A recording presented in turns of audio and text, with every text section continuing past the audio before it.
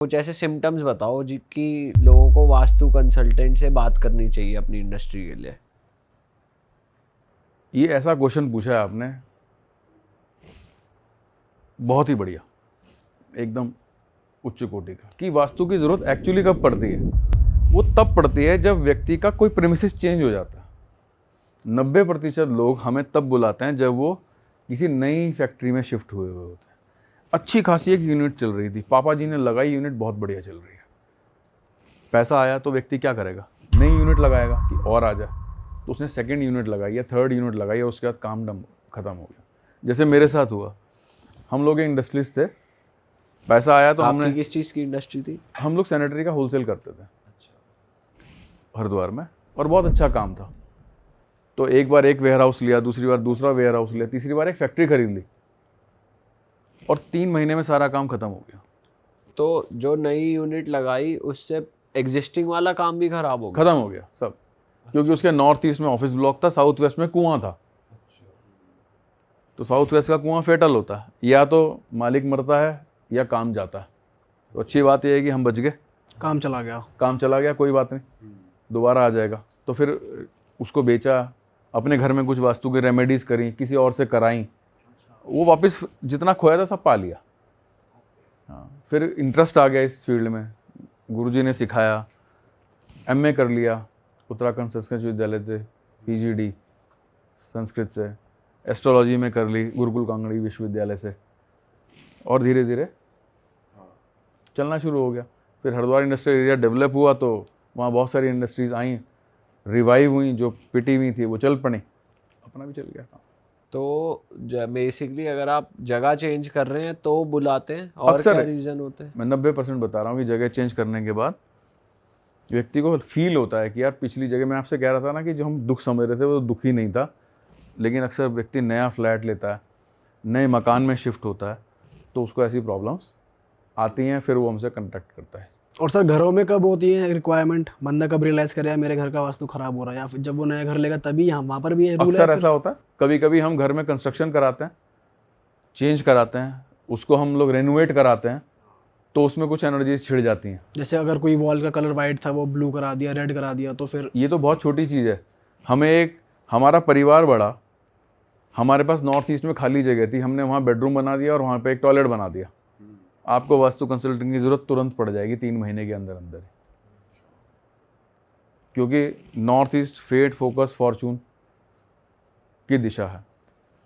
वहाँ पर किचन बना दी, नॉर्थ ईस्ट की किचन ट्यूमर दे देती है व्यक्ति को, ट्यूमरस हो गए आप, अनवांटेड कोई बल्ज निकल आया बॉडी के अंदर, तो आपको पता लगना चाहिए कि ये मेरे साथ दिक्कत हो गई है। तो तुरंत जाओ वास्तु एक्सपर्ट को, मतलब करो। इंडस्ट्री वास्तु जैसे घर के वास्तु से तो हेल्थ इश्यूज वगैरह आते हैं, इंडस्ट्री वास्तु से बस बिजनेस में ही लॉस होता है या उससे भी हेल्थ, ओनर के हेल्थ इश्यूज आते हैं या कुछ होता है? हमने बहुत सारे ऑनर्स की सीटों को चेंज करा दिया जहाँ वो बैठते थे, क्योंकि वहाँ पर जियोपैथिक स्ट्रेस की लाइन जा रही होती है। तो अगर वो वहाँ पर 10-12 घंटे बैठ जाए तो उसको बीमारी आ जाएगी, और उसका एंड रिजल्ट कैंसर है। अच्छा। तो वो किसी भी तरह से इम्पैक्ट हो सकता है। बेसिक वास्तु जो इंडस्ट्री में किया जाता है वो काम धंधे को बढ़ाने के लिए किया जाता है। यही फ़र्क है कि उसके अंदर कितने सारे फैक्टर्स जो मैंने आपको पहले बताए वो देखने पड़ते हैं। घर में जो वास्तु होता है वो बहुत डिफरेंट होता है। घर में वास्तु हेल्थ, वेल्थ, रिलेशन, 3 चीज़ों के लिए होता है कि वो सब स्टेबल रहें। और सर ऐसा भी होता है कि जैसे जो ओनर है वो अपनी फैक्ट्री में ज़्यादा टाइम बिता रहा है, घर पे कम बिता रहा है, बट उसका घर पे जो वास्तु है वो बिल्कुल सही है, फैक्ट्री में उसका थोड़ा बहुत हो सकता है ऊपर नीचे, तो जो उसके ऊपर असर आएगा ओनर के ऊपर, तो वो नेगेटिव ही आएगा, या फिर घर सेफ है, घर सही है तो वो बच जाएगा? पर्सनली जिसमें ज़्यादा वास्तु दोष होगा वो उसको ज़्यादा इम्पैक्ट करेगा। मान लीजिए फैक्ट्री में कुछ है, कुछ बैलेंस हो रखी है, घर बिल्कुल ठीक है, क्योंकि हम आधा जीवन तो घर में बिताते हैं, आधा जीवन अपने वर्क प्लेस पे बिताते हैं, तो बच जाएगा। लेकिन कभी कभी ऐसा हो, जैसे मैंने आपको बताया साउथ वेस्ट का कुआं है, वहाँ पर अंडरग्राउंड वाटर टैंक है, यूजीटी है, वेस्ट में है, साउथ पूरा खुला हुआ है, नॉर्थ ईस्ट पूरा का पूरा बंद है। तो अब आप देखो कि एक फैक्ट्री 100 मीटर से शुरू होती है ना, छोटी यूनिट भी, 500 मीटर की होती है, 1000 मीटर से लेकर वो बीघों में भी हो सकती है, एकड़ों में भी हो सकती है। घर तो उतना ही रहेगा ना, 2-2.5 स्क्वायर फीट। ज़्यादा बड़ा होगा तो मतलब मैक्सिमम घर कितने बड़े होते हैं, 10,000 स्क्वायर फीट से ऊपर तो कोई मैक्सिमम तो नहीं होते। तो इस तरह से उसको कितना शील्ड, कितना बचा पाएगा घर, तो वो तोलना पड़ता है। इसीलिए अपन लोग जब भी वास्तु करने जाते हैं तो उसका फैक्ट्री यानी कमर्शियल स्पेस और घर की स्पेस दोनों को ठीक करते हैं। और सर जैसे कुएं की बात हो रही है, कुआं तो चलो एक है ही बुरी चीज़, बट अगर कोई बोरवेल वाला पानी यूज़ कर रहा है कि भाई ग्राउंड से खींच रहा है और उसका काम है, उसका सीमेंट की फैक्ट्री लो, कुछ भी ले लो, तो उसमें उस केस में बुरा है वो उस बंदे, उस फैक्ट्री के लिए, क्योंकि वो तो कुआं गड्ढा ही और रहा है। बोरवेल दोनों एक ही चीज़ है। अगर आप अर्थ से पानी ड्रॉ कर रहे हो, चूँकि वो शास्त्र कुआं कहता है, कूप कहता है, तो दिमाग में वही आता है। आज की तारीख में वो बोरवेल हो गया, तो अर्थ को तो अनस्टेबल कर ही रहे हो।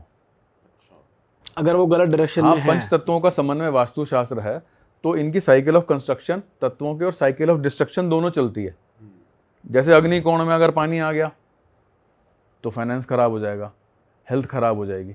उसी तरह से अर्थ के भी दो दुश्मन हैं, एक वायु और एक पानी। यानी एक जगह पर पानी टिप टिप टिप टिप करके पड़ता रहे तो अर्थ में गड्ढा हो जाता है ना।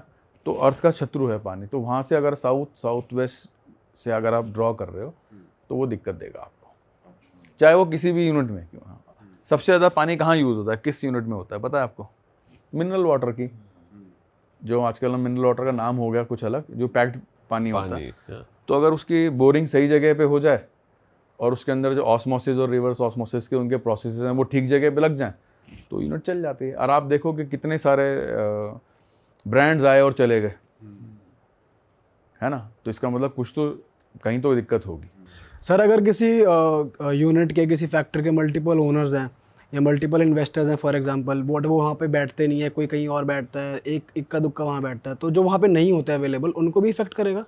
इसीलिए मैंने आपको क्या बताया कि हम वास्तु के साथ साथ उसकी एस्ट्रोलॉजी भी देखते हैं। हर दिशा का एक ग्रह भी है और हर कुंडली में भी आपके वो ग्रह है।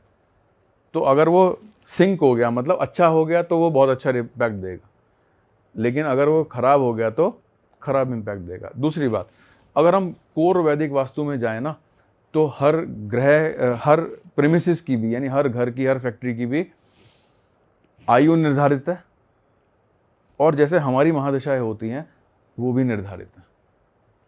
हाँ, एक आय वर्णन होता है, गज्र, धूम, सिंह आय।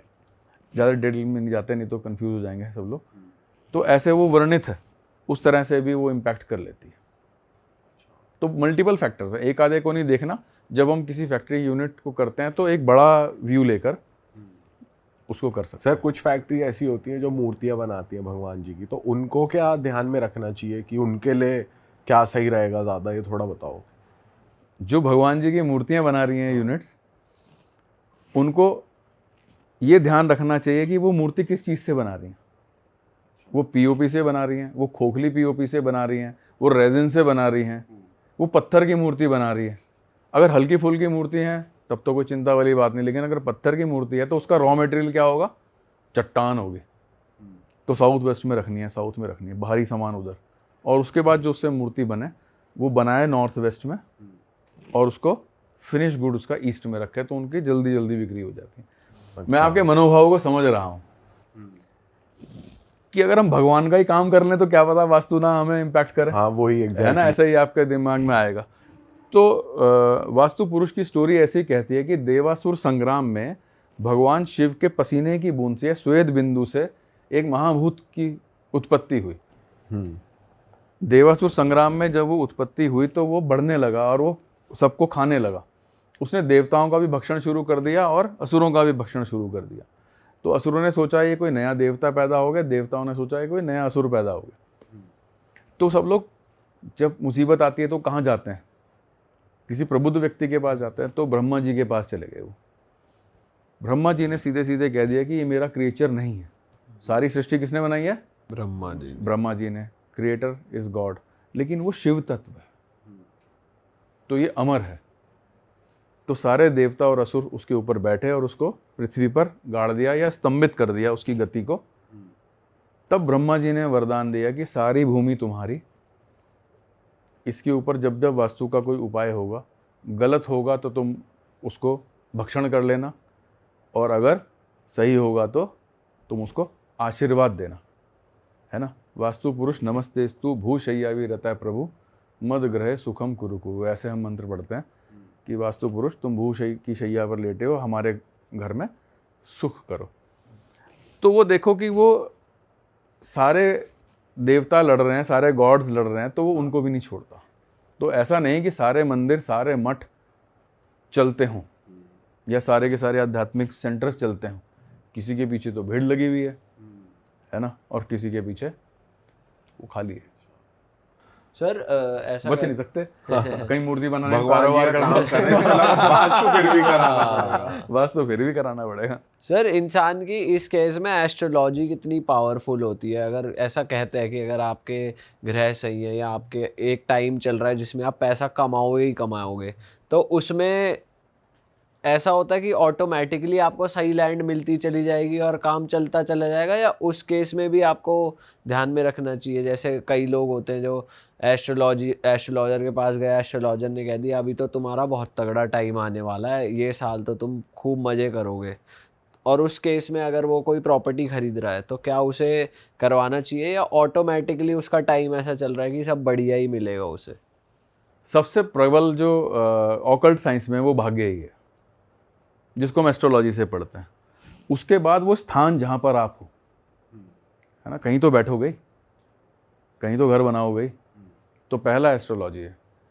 अरे वाह, आपने ये वीडियो यहाँ तक देख ली भाई, तुमने हमारी मेहनत सफल कर दिया। तुम ही लोग हो असली रियल हिट। और अगर आपको बहुत मज़ा आ रहा है ऐसी क्लिप्स में, ऐसी वीडियोस में, तो फटाफट जाइए प्लेलिस्ट पे बिंज वॉच कीजिए और सारी वीडियोस देख डालो और मौज काटो। That is it. हम मिलेंगे नए पॉडकास्ट में, नई क्लिप में। Till then bye bye, see you, take care, do subscribe. Best of real talk online. Okay, bye bye.